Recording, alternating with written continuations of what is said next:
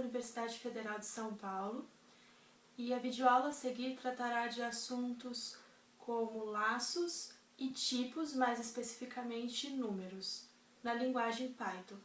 Essa videoaula foi gravada para a disciplina de multimídia.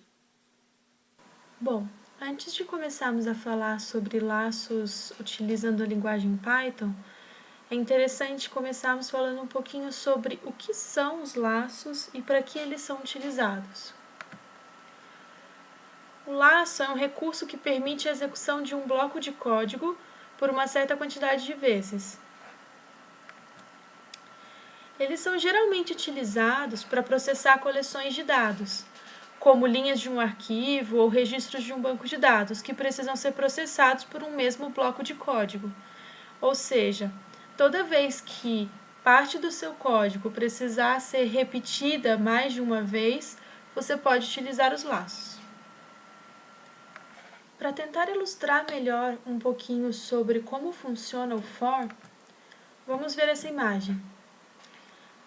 Para utilizar o for é necessário definir a quantidade de vezes que o bloco de código deve ser repetido.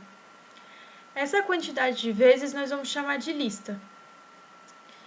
Além disso, para que seja executado, o bloco for ele conta também com o x, que para nós é uma referência. A cada iteração, o x, que é a nossa referência, ele aponta para um item diferente da lista até chegar no item em que ela termina. Por exemplo, se a lista for de 1 a 6, o x vai apontar para o 1 na primeira iteração, para o 2 na segunda iteração, para o 3 na terceira iteração, até chegarmos no 6, que é a última iteração. Além disso, o for conta ainda com o break, o else e o range. A cláusula break interrompe o laço e passa para a próxima iteração. O código dentro do else é executado ao final do laço, a não ser que o laço tenha sido interrompido por um break. A função range é muito útil em laços, pois retorna uma lista de inteiros de m a n em passos de comprimento p que podem ser usados como sequência para o laço. Sobre a sintaxe do for dentro do Python. Essa é a sintaxe dele, ela é bem simples.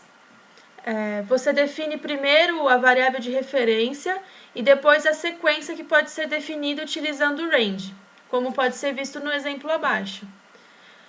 Depois de abrir esse for, você tem que inserir o bloco de código que deve ser repetido a cada iteração do for. Logo depois vem o break, que você pode utilizar para poder quebrar o laço e partir para a próxima iteração. E o else, caso tenha algum bloco de código que deva ser, como dizemos aqui atrás, que deva ser executado ao final do laço. O exemplo aqui embaixo é de uma soma de 0 a 99, sendo S setado inicialmente como 0. Essa é a variável que nós vamos utilizar para realizar essa soma. O meu for utiliza como variável de referência o x, que é a variável que irá percorrer o meu range definido aqui de 1 a 100. Como o passo não foi inserido, considera-se que o passo é de 1 a 1.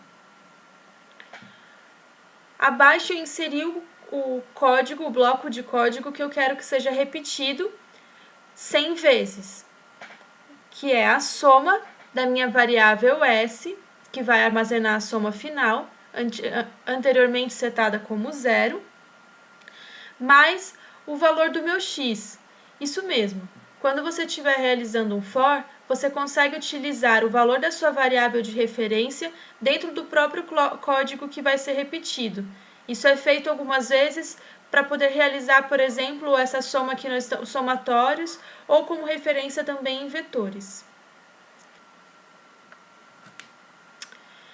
Outra forma de realizar repetições ou laços dentro do Python é utilizando o recurso while. recurso while executa um bloco de código atendendo a uma condição, diferente do for, que atendia a um range. O laço while é adequado quando não há como determinar quantas iterações vão ocorrer e não há uma sequência seguida. Exemplo. Aqui nós temos um exemplo da forma de sintaxe e utilização do while, que é o mesmo exemplo que utilizamos para o for, que é a soma de 0 a 99. Inicialmente, setamos a variável s, como fizemos no for, igual a 0, mas aqui a nossa referência ela é utilizada do lado de, ela é iniciada do lado de fora do while e iniciada como 1. Essa variável será utilizada como condição de parada dentro do while. Então, enquanto x for menor do que 100, eu realizo essa operação contida no bloco de código abaixo. Dentro da própria operação de repetição, eu preciso incrementar a minha variável de referência. Assim, em algum momento eu vou atingir o meu critério de parada. Essa parte do código é muito importante, porque se a variável de referência não for incrementada em nenhum local, esse while vai ser um laço de repetição infinito. Sobre a sintaxe do while. A sintaxe do while é um pouquinho mais simples que a do for, por conta de não precisar termos um range aqui. Basta incluir o while, definir a condição de parada e logo abaixo incluir o bloco de código. Resumindo, a forma de utilização de laços em Python pode ser feita através de dois recursos, o for e o while. O for deve ser utilizado quando soubermos exatamente quantas vezes o laço deve ser repetido, e o while quando não soubermos essa quantidade de vezes. Em relação à sintaxe, podem ver logo abaixo o for, ele faz utilização de uma variável de referência e da definição de uma sequência normalmente definida através do recurso range. Já no while, basta definir a condição de parada. Ambos utilizam o break e o else. Vamos falar agora um pouquinho sobre tipos utilizando a linguagem Python, como funcionam e quais podem ser encontrados. Nessa videoaula, daremos mais ênfase ao tipo de variável números.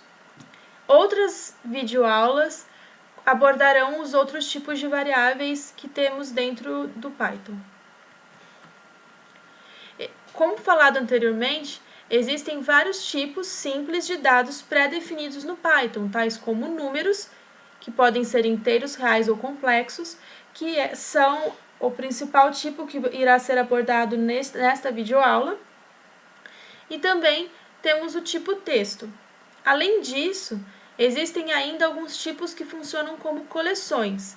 Os principais são as listas, tuplas e dicionários. O Python oferece alguns tipos numéricos na forma de built-ins. Temos o inteiro, o real de ponto flutuante e o complexo. Além dos números inteiros convencionais, existem também os inteiros longos, que têm dimensão arbitrária e são limitados pela memória disponível. As conversões entre inteiro e longo são realizadas de forma automática. O Python tem uma série de operadores definidos para manipular números através de cálculos aritméticos, operações lógicas, ou seja, que testam se uma determinada condição é verdadeira ou falsa, e processamento bit a bit, em que os números são tratados na forma binária. Quando falamos de operações aritméticas, temos os operadores a seguir: soma, diferença, multiplicação, divisão.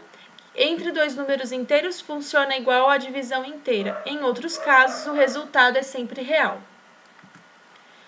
Temos a divisão inteira, onde o resultado é truncado para o inteiro imediatamente inferior. mesmo quando aplicado em números reais. Porém, neste caso, o resultado será real também. Módulo, que retorna o resto da divisão. Potência, que pode ser usada para calcular a raiz através de expoentes fracionários.